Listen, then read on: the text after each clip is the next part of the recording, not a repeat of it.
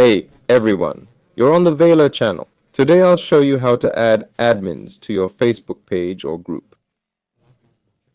First, go to the page, click Accounts and enter. Here, click the Professional panel and scroll to the bottom. We need the Meta Business site, our business page. Close it. Let's continue. Next, go to Settings. Select People here. Here are all our admins. We can invite someone by clicking Invite Person. Enter the email of the person you want to add. You can set temporary access if needed. Just type any email address here.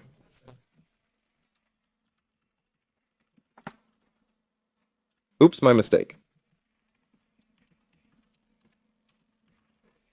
Okay, click Next. Choose what rights to give them,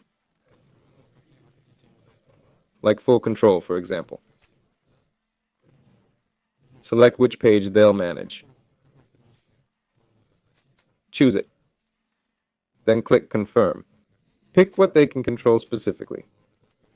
Hit Next and send the invite. That's it. This was Vela. They'll become admin once they accept. See you later.